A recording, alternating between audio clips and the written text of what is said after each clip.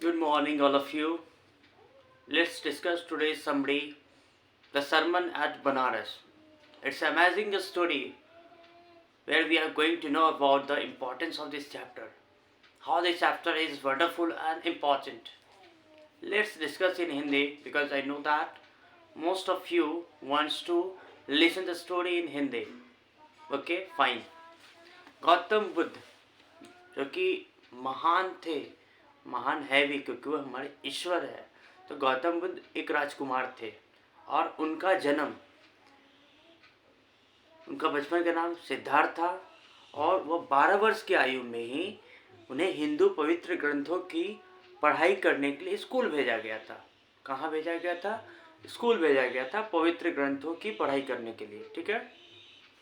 वो 4 वर्ष के पश्चात वापस आए, 4 वर्ष के बाद लौट करके वापस आए और उन्होंने एक राजकुमारी से विवाह कर लिया। ठीक है। उनका एक लड़का भी हुआ और गौतम बुद्ध को संसार के दुखों से बचाया गया था, क्योंकि गौतम बुद्ध एक ऐसे इंसान थे, काफ़ी इमोशनल थे और संसार में जब भी किसी को दुखी देखते, चाहे वो किसी भी रीजन से हो, तो बहुत दुखी होते थे और यह चीज़ उनको अंदर ही अंदर खाया जा रहा था कि आखिर ये दुखों का कारण क्या है। और इसके लिए वो ज्ञान की तलाश में अपने घर को छोड़ करके निकल गए थे। तो जब वो 25 वर्ष के हुए, तो उन्होंने एक बीमार व्यक्ति को देखा। सबसे पहले क्या देखा? एक बीमार व्यक्ति को देखा। ठीक है। फिर उसने एक वृद्ध पुरुष और फिर एक शव यात्रा को देखा। शव यात्रा का मतलब होता है एक डेड बॉडी को जाते हुए उन्होंने देखा। अंत में उन्होंने एक भिक्षुक को भीख मांगते हुए देखा, कुछ पैसे वह मांग रहा था। उन्होंने इन चीज़ों को जब देखा तो वे इतने उदास हो गए कि उन्होंने डिसाइड किया कि अब तो लगता है घर मुझे छोड़ना ही पड़ेगा। ठीक है। फिर वह आध्यात्म की तरफ मुड़ गया और वह ज्ञान की तलाश में अपने घर बार को छोड़ करके निकल पड़े, नॉलेज की तलाश में, ट्रू नॉलेज की तलाश में। ठीक है। गौतम बुद्ध जब 7 वर्ष तक जंगल में घूमते रहे, उन्होंने ज्ञान की तलाश में कितने वर्षों तक जंगल में घूमा? तो 7 ईयर्स उन्होंने बिताए ज्ञान को अर्जित करने में। 7 साल काफ़ी लंबा समय होता है। ठीक है। अंत में वह एक वृक्ष के नीचे आए, वट वृक्ष के नीचे आए और वहाँ पर बैठ गए। उन्होंने वहाँ पर उन्होंने जब वहाँ पर बैठा तो उन्हें आध्यात्म का बोध हुआ, ज्ञान उनको वहाँ पर मिला। मतलब वृक्ष के नीचे जो कि बोध गया में है, वहाँ पे उनको ट्रू नॉलेज जो है मिला। ठीक है। उन्होंने फिर सोचा कि अब यहीं पर रुका जाए और यहीं से ज्ञान को आगे बढ़ाया जाए। उन्होंने 7 दिन के बाद यह ज्ञान उनको उस पेड़ के नीचे बैठे रहने पर मिला। उन्होंने उस वृक्ष को बुद्धिमान का वृक्ष नाम दिया। क्या नाम दिया?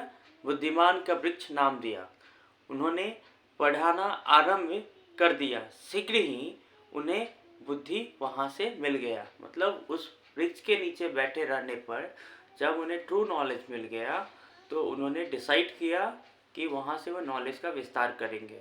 आप इसको ध्यान रखेंगे कि उन्होंने लगभग 7 वर्ष तक जंगल में घूमा और घूमने के बाद एक वृक्ष मिला और उस वृक्ष के नीचे जब वो बैठे तो लगभग 7 दिन वहाँ पर गुजारे और 7 दिन गुजारने के बाद उनको वास्तव में जब ज्ञान मिला तो उन्होंने बोला कि मैं इस ज्ञान का प्रचार करूँगा, क्योंकि चैप्टर का नाम भी है सरमन एट बनारस। तो सरमन एट बनारस का मतलब होता है प्रचार, बनारस में प्रचार करना, ज्ञान को फैलाना। ठीक है। बुद्ध ने अपना पहला प्रवचन, सरमन का मतलब प्रवचन होता है, तो बुद्ध ने अपना पहला प्रवचन कहाँ दिया? बनारस में दिया। ठीक है।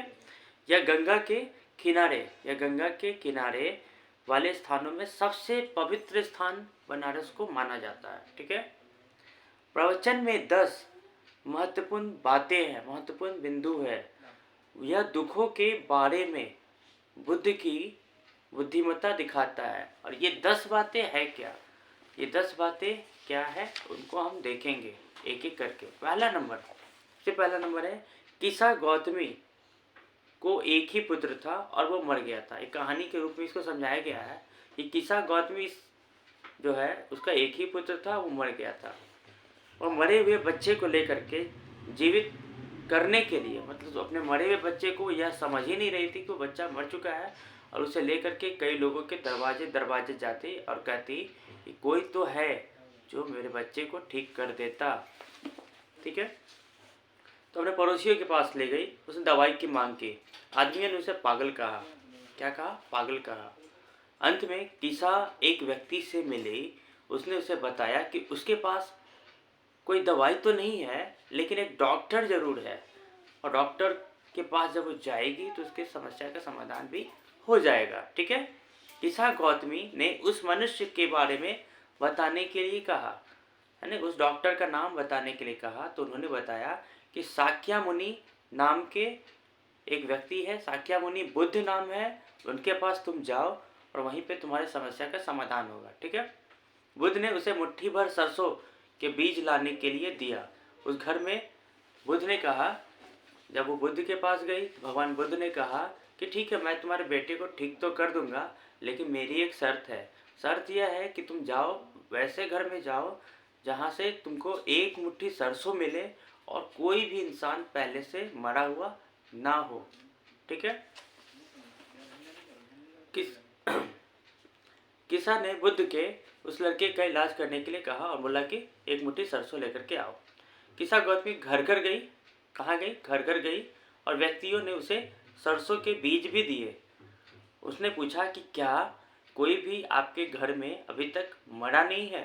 उन्होंने कहा कि ऐसा कुछ भी नहीं, ऐसा पॉसिबल ही नहीं है कि हमारे घर में कोई नहीं मरा। मतलब जिस घर में वो गई, वो सरसों मांगने के लिए, हर व्यक्ति ने कहा कि हमारे घर में मैंने किसी न किसी को खोया है। किसी ने अपने पापा को खोया, किसी ने अपने मम्मा को खोया, किसी ने अपने दादा को खोया, किसी ने दादी को खोया। तो हर किसी ने किसी न किसी को खोया था, इसलिए किसा गौतमी को निराश ही लौटना पड़ा। यानी ऐसा कोई घर नहीं मिला जहाँ से वो एक मुट्ठी सरसों अर्जित कर पाती।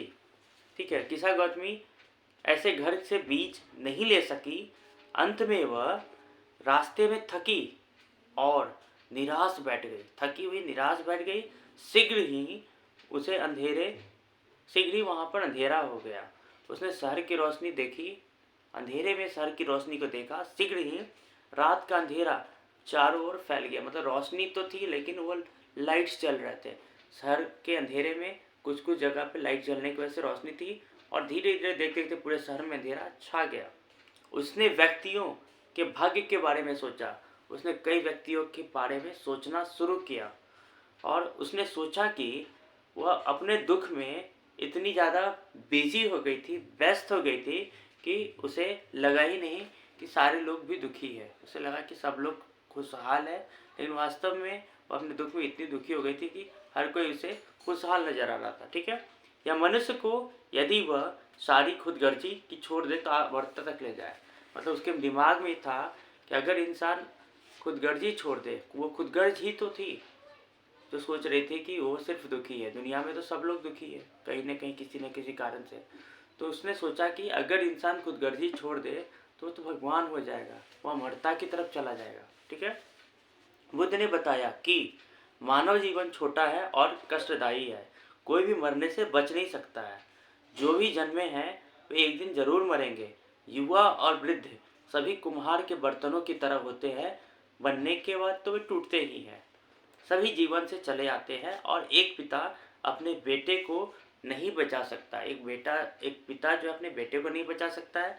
सभी सगे संबंधी गहराई से शोक मनाते हैं जब मृत व्यक्ति को उस प्रकार ले जाया जाता है जैसे कि बैल को हत्या के लिए ले जाया जाता है। ठीक है, इसलिए संसार में मरने पर चिंता के कारण पीड़ा का प्रभाव होता है। ठीक है, होने का प्रभाव तो होगा ही। ठीक है, बुद्धिमान दुख नहीं करते हैं क्योंकि वह सच्चाई को जानते हैं। किसी को भी रोने का, दुख मनाने का या मन की शांति को, ठीक है, नहीं अपनाना चाहिए। इसके विपरीत उसका कष्ट अधिक होगा। जो आदमी दुख मनाएंगे उसे कष्ट ही होगा और कुछ मिलेगा नहीं। उसका शरीर दुख उठाएगा, और मृत व्यक्तियों को दुख दिखाने से बचाया नहीं जा सकता है। ठीक है, वह जो शोक मनाने और दुख से पढ़े हैं उसे मन में शांति मिलेगी। ठीक है, वो व्यक्ति जिसने दुखों पर काबू पा लिया, दुख से स्वतंत्रता की ओर चला गया, तो भगवान का आशीर्वाद है। Thank you very much.